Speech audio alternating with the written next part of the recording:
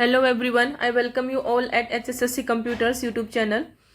तो जैसा कि हम सीरीज़ को कंटिन्यू कर रहे हैं, तो इस कंटिन्यूटी में आज फिर एक वीडियो और आई है। तो इस वीडियो में मैं आपको क्लर्क की जॉब प्रोफाइल के बारे में बताऊंगी। ठीक है, काफ़ी सारे बच्चों के कमेंट आ रहे हैं कि डिफरेंट डिफरेंट पोस्ट के लिए आप वीडियो बनाइए सबकी जॉब प्रोफाइल। तो एक एक करके मैं सारी पोस्ट के बारे में अच्छे से डिटेल में बताऊंगी। ठीक है, बट नोटिफिकेशन से पहले जो पोस्ट लगभग कंफर्म है उन्हीं के बारे में वीडियो बनाऊंगी, ताकि आपका फालतू में टाइम वेस्ट ना हो और आपको सिर्फ वही जो मतलब पता है कि बस यही पोस्ट हमारी हानि है, तो उनके बारे में आप सिट बैक रिलैक्स हो जाए, है ना। बेफालतू की वीडियो मतलब ऐसा पोस्ट जो आए ही ना और उसके बारे में ऐसे बार बार वीडियो बनाने का भी कोई फायदा नहीं है। नोटिफिकेशन के बाद पता चल जाएगा तो उनकी भी बनाऊंगी, लेकिन अभी जो सिर्फ कंफर्म है मैं आपको उनके बारे में वीडियो दूंगी। ठीक है, तो जैसा कि सीईटी में मंडी सुपरवाइजर ऑक्शन रिकॉर्डर की ऑलमोस्ट 100% कंफर्म है, क्योंकि बहुत सालों से वो पोस्ट नहीं आई है। 2015 से 2025 आ गया, 10 साल हो गई, कोई वैकेंसी नहीं आई है। तो उसके बाद जो 100% कंफर्मेशन है जो आएगी वो है क्लर्क। ये आएगी ही आएगी, ठीक है, इसमें बिल्कुल भी डाउट नहीं है। तो इसलिए आज हम उन दो वीडियो के मैं पहले बना चुकी हूँ, ऑक्शन रिकॉर्डर की बना चुकी हूँ, मंडी सुपरवाइजर की तो मैंने 3-4 वीडियो दे दी है अलग अलग डिप्लोमा डिग्री के रिगार्डिंग।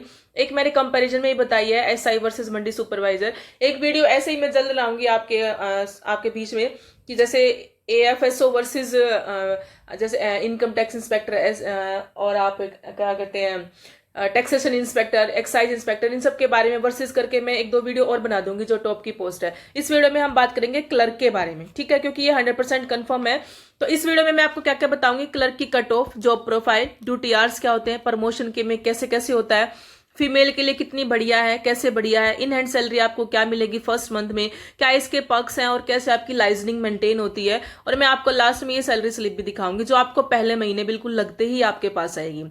ये ठीक है, ये ऑफिशियल सैलरी स्लिप है। जब आपकी गवर्नमेंट जॉब लग जाती है तो इंट्रा हरियाणा पे आपका मतलब HRMS पे आपका रजिस्ट्रेशन हो जाएगा, तो इंट्रा हरियाणा से ये आप अपनी डाउनलोड कर सकते हो। ठीक है, तो चलिए सबसे पहले शुरू करते हैं क्लर्क में एक्सपेक्टेड कट ऑफ के बारे में। ठीक है, ऑल तो कट ऑफ का डाउट है काफी सबको, लेकिन मैं इसमें मेरे हिसाब से बताऊंगी कि कैसा मुझे सही लग रहा है। सबका डिफरेंट ओपिनियन हो सकता है। लास्ट टाइम अराउंड जैसे कि कट ऑफ मैं नीचे लिखती हूँ, लास्ट टाइम अराउंड जैसे कि वैसे तो वैकेंसी पता नहीं 5000 के करीब आई थी, क्योंकि बाद में वैकेंसियों को घटा बढ़ा दिया गया था लास्ट में। ठीक है, जैसे सपोज करो 5000 के करीब पोस्ट आई है, तो उसमें 4 गुना बच्चों को बुलाया था। ठीक है, तो कितने हो गए, 20,000 हो गए। 20,000 बच्चे मेंस में बैठने के लिए एलिजिबल हो गए थे, लेकिन रिपीटेशन थी बहुत सारी, और जिनका कंफर्म हो गया था कि ग्रुप नंबर 56 जो ग्रेजुएशन का था, जिनको लग गया था कि हाँ हमारे इसमें 100% हो जाएगा, तो वो एग्जाम में बैठे ही नहीं थे वो बच्चे, ये सोच के कि क्यों हमने सीट खराब करी। तो ऑलमोस्ट अगर 2000 बच्चे भी नहीं बैठे तो मैं मान लो 18,000 बच्चे मेंस के पेपर में बैठे थे। ठीक है, तो इस बार तो मान लो कि इतने बच्चे एग्जाम में बैठ गए, तो लेकिन इस बार क्या कह रहे हैं कि इस बार हमारा क्या है 10 गुना है, और कंफर्मेशन पोस्ट नहीं है, 4 से 5,000 बता रहे। तो अगर मैं आइडिया भी ले लूं कि 3500 प्लस पोस्ट आएंगी इसमें, ठीक है, तो 3500 का आप 10 गुना कर लें, कितना हो जाएगा, 35,000 बच्चे इस बारी बैठेंगे। ठीक है, इस एग्जाम में बैठेंगे 10 गुना में। और ये क्या है ना कि हाँ, तो लास्ट टाइम जो कट ऑफ है वो इसकी कितनी गई थी, मतलब जिसमें क्लर्क में है जिसका हो गया था, तो 64 नंबर वाले का लास्ट टाइम पे 4 गुना में क्लर्क में हो गया था। कब, जब वैकेंसी कितने बच्चे बैठ रहे थे उस टाइम पे 20,000 बच्चे बैठ रहे थे। ठीक है, लेकिन अब 3500 तो मैंने बहुत कम मानी है और इससे ज्यादा ही आएंगी।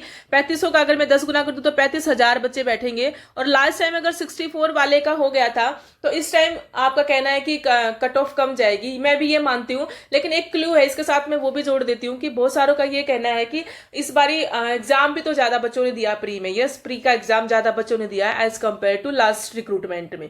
लास्ट रिक्रूटमेंट से ज्यादा बच्चे प्री में बैठे हैं, और अगर ज्यादा बच्चे प्री में बैठे हैं और तो आपका ये कहना है कि कट ऑफ भी हाई जाएगी, लेकिन कट ऑफ हाई नहीं जाएगी, क्योंकि ज्यादा बच्चे अगर प्री में बैठे तो इस बारी 10 गुना भी है। तो मुझे फॉर श्योर मतलब मुझे ऐसा लगता है कि 62 से 63 मार्क्स जिनके बन रहे हैं अभी आफ्टर नॉर्मलाइजेशन, ठीक है, अभी तो पता ही नहीं कितने बन रहे हैं, लेकिन आफ्टर नॉर्मलाइजेशन रिजल्ट के बाद अगर आप 62-63 के बीच में स्टैंड करते हैं, दैट मीन्स आपका क्लर्क की पोस्ट के लिए कंफर्मेशन है कि आपकी कॉल आएगी ही आएगी। लेकिन इसमें क्या है ना कि थोड़ा सा बस ये है कि जैसे 25,000 लास्ट टाइम जॉब लग गए थे, ठीक है, लास्ट टाइम जो 25,000 बच्चे जॉब लगे थे, उनमें से 22,000 बच्चे तो इस बार ही फिर से बैठे हैं इस एग्जाम में, है ना।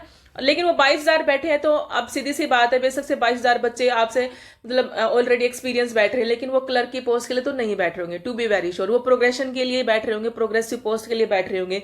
और जो क्लर्क है वो भी क्लर्क की पोस्ट में क्यों बैठेंगे? क्योंकि अगर बैठते हैं तो उनकी सीनियरिटी लूज होती है ना। क्या पता उस टाइम कितनी रैंक आई हो, इस टाइम कितनी आ जाए। एक साल वो सीनियर हो चुके हैं, प्रोबेशन 1 साल का कंप्लीट होने वाला है, तो वो भी नहीं बैठेंगे। तो इसलिए मुझे लगता है 63 64 वाला भी इस बार भी सेफ है, उनका इस बार हो ही जाएगा। ठीक है, तो ये होगी अपनी कट ऑफ के बारे में।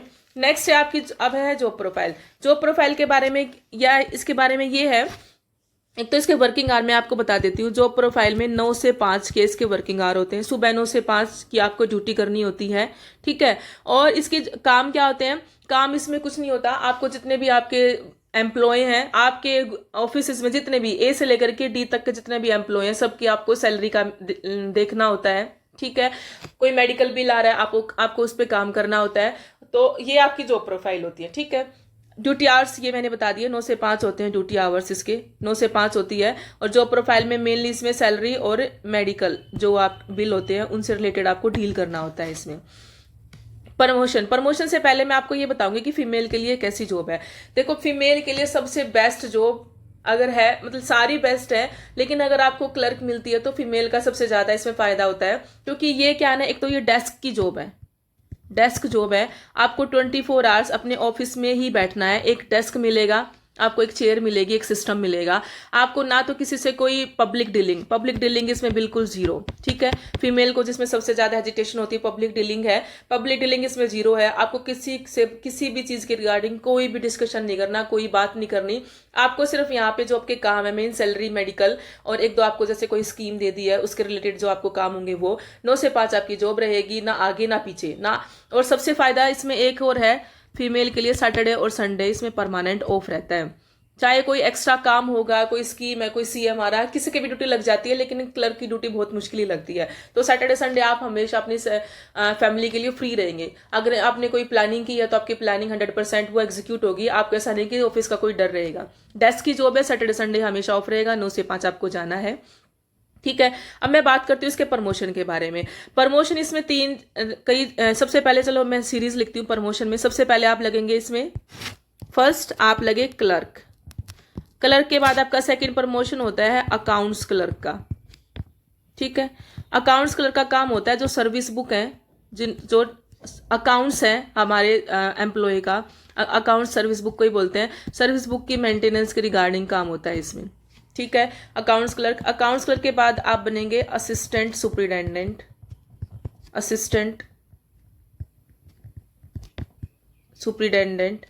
ठीक है, और इसमें ही आगे 2 में बट जाती है। वो आपसे डिपार्टमेंट पूछता नहीं है, या तो वो आपके पूरे बैच को असिस्टेंट प्रमोट कर देगा या आपके पूरे बैच को अकाउंटेंट प्रमोट कर देगा। दैट मीन्स क्या समझे कि दोनों की दोनों पोस्ट क्या है, इक्विवेलेंट है।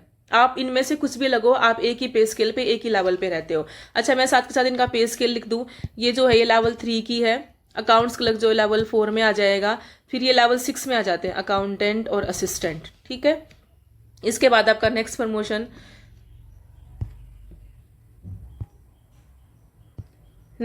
आपका होगा असिस्टेंट सुपरिटेंडेंट के बाद आप बनेंगे डिप्टी सुपरिटेंडेंट। ठीक है, डेप्यूटी सुपरिटेंडेंट, और उसके बाद आप लास्ट में बनेंगे सुपरिटेंडेंट। सुपरिटेंडेंट जो है गस्टेड पोस्ट होती है, आपको पूरा ऑफिस मिलता है एक अलग से कंप्लीट, आपकी कोई इंटरवेंशन नहीं होती किसी की, सिर्फ आप अलग से एक तरीके से जैसे गस्टेड ऑफिसर होते हैं ऐसे ही होते हो आप सुपरिटेंडेंट। यहां तक ये लास्ट इसका प्रमोशन है। ठीक है, आप यहीं पे रुक जाएंगे। ये हो गए इसके प्रमोशंस। उसके बाद बात आती है फीमेल के लिए, बताती है in hand salary. In hand salary मैं आपको नीचे सैलरी स्लिप में दिखा देती हूँ एक बारी। देखो, ये है इसकी इन हैंड सैलरी, जो आप फर्स्ट लगोगे लगते ही आपको मिलेगी। ठीक है, बेसिक पे इसका कितना होता है, 21,700 बेसिक पे होता है। और जो ये डीए है ना, डीए ये उस टाइम की है जिस टाइम पे जब ये लगे होंगे तो 53% था उस टाइम पे, 53% के हिसाब से है। लेकिन आपकी जॉब लगेगी तो 58% तो अभी हो ही गई है घोषणा। आपकी जॉब लगने में और समय है, तो आपकी जॉब तक 60% हो जाएगा, क्योंकि 2% से कम तो गवर्नमेंट क्या ही बढ़ाएगी। डीए क्या होता है, डे रेस्ट अलाउंस होता है, महंगाई भत्ता। वो आपका साल में 2 बार ही बढ़ता है, हर 6 महीने में बढ़ता है। तो 53 से वो 53 से 55 हुआ था, और 55 से अब क्या हो गया 58। आपकी जॉब आप ये तो 58% से जोड़ लेना या आप 60% से, मतलब आपके पैसे 11,501 ना बन करके या तो 12,586 जुड़ेंगे या 13,020 जुड़ेंगे। ठीक, बाकी चीजें सारी सेम रहेंगी। HRA क्या है, अगर आपकी फरीदाबाद, गुड़गांव और पंचकूला के अलावा कहीं भी पोस्टिंग है तो आपको 8% ही मिलेगा, अगर कहीं और होगी तो आपको 16% भी मिलेगा। 1,000 रुपये मेडिकल होता है, ये आपकी फर्स्ट सैलरी स्लिप होगी। तो ये सैलरी ग्रोस आपकी ज्यादा बनेगी क्योंकि आपकी ज्वाइनिंग होगी तो ये ऐड होंगे। ठीक है, तो फिर आपको उसमें से डिडक्शन होके इन हैंड मिलती है। तो ये आपकी सैलरी है, इसको ज्यादा बढ़ा लेना, आप थोड़े से और जोड़ लेना, 1,000-1,200 रुपये, 37-38 हो जाएगी। ये सैलरी हो गई आपकी इन हैंड। और इसमें बात है मेंस, अब मैं जिसमें जो फायदा है जॉब का वो पर्क्स एंड लाइजनिंग है। मैं इनके बारे में आपको बताती हूँ क्या पर्क्स है। पर्क्स का मतलब मैं यहाँ पे क्या बोलना चाह रही हूँ, जैसे कि मान लो, इससे पहले थोड़ा लाइजनिंग क्लियर करूं। जैसे लाइजनिंग में मान लो आपकी ड्यूटी हो गई DC ऑफिस में, ठीक है, आपकी ड्यूटी आ गई SDM ऑफिस में, जैसे आपकी ड्यूटी आ गई तहसीलदार में, और बाकी और भी जो गस्टेड ऑफिसर होते हैं, एग्जीक्यूटिव इंजीनियर्स होते हैं, सुपरिटेंडेंट इंजीनियर्स होते हैं, टेक्निकल पोस्ट में कहीं भी आप चले जाओ। मान लो ये है एडमिन की पोस्ट, एडमिनिस्ट्रेशन की। अगर आपकी पोस्टिंग इनमें से किसी में आ गई, सपोज करो, तो DC क्या होता है, पूरे जिले का मालिक होता है ना। और DC के ऑफिस में अगर आप हो, आपका काम क्या, आपका किसी का कोई काम नहीं, आपका काम है सैलरी बनाना। तो यानी आपके DC साहब से लेकर के नीचे तक के हर एम्प्लॉय के साथ आपके लिंक होंगे, समझ रहे हो, क्योंकि सबको आपसे काम पढ़ना है। DC साहब को भी आपसे काम पढ़ना है, उनकी सैलरी, उनके इंक्रीमेंट, कोई मेडिकल है उनका, कुछ और भी है। तो यानी अगर इतना बड़ा बॉस अगर आपके नाम को जान रहा है और आप उससे डायरेक्ट लिंक है, तो ये सबसे अच्छी बात है इसमें, है ना। फिर आप समझ रहे हो कि आपके पास मतलब आप बाहर वाले लोग भी 2 लोग आपसे ज्यादा बातें करेंगे, क्योंकि आप ऑब्वियसली DC साहब से किसी की बात करने की हिम्मत नहीं, लेकिन आपका उनसे बातें होती रहती है किसी चीज के भी रिगार्डिंग, कोई इंक्रीमेंट निकला, सर्विस बुक इधर जानी उधर जानी, कुछ भी है। SDM ऑफिस में मान लो, SDM ऑफिस के आप पर्सनल हो, खास हो, ठीक है। DC हाउस पे अगर आप मान लो DC अपने PA भी रख लेते हैं, अगर DC को पसंद आता है तो।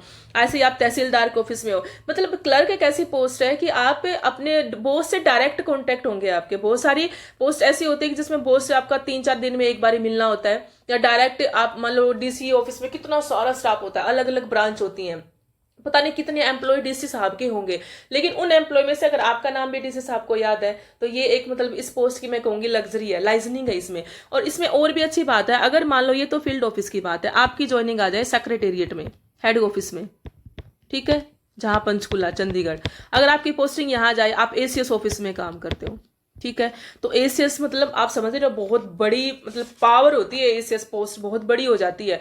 मान लो ACS होम में है आपकी पोस्टिंग, पूरी पुलिस उसके अंडर में होती है और आप वहां पे जॉब कर रहे हो ACS ऑफिस में।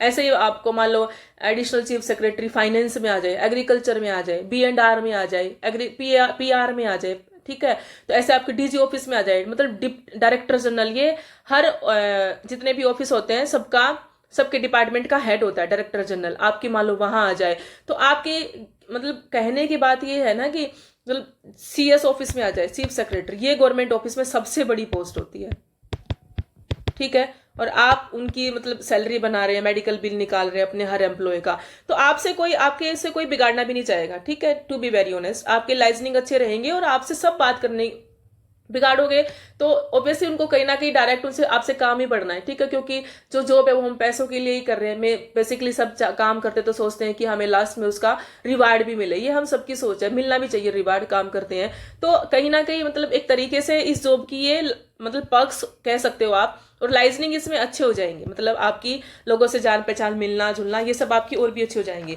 तो कुल मिलाकर के पोस्ट मतलब अच्छी है और सैलरी भी ठीक है। अगर आप मतलब क्लर्क लगते हो तो आपकी ठीक ठाक सैलरी, प्रमोशन भी इसमें ठीक ही है। तो कुल मिलाकर के ये अच्छी पोस्ट है। तो ये सब आज की वीडियो में क्लर्क के बारे में था। तो चलिए आप कमेंट कीजिए, इसमें अगर कुछ छूट भी गया है, कुछ ऐसा गलत हो गया तो आप मुझे नीचे रेक्टिफाई कर दीजिएगा और बता दीजिएगा कि आपको कौन से ऐसे पोस्ट पे आगे और वीडियो चाहिए मतलब चाहते हो आप, ठीक है। तो थैंक यू सो मच, मिलते हैं नेक्स्ट वीडियो में।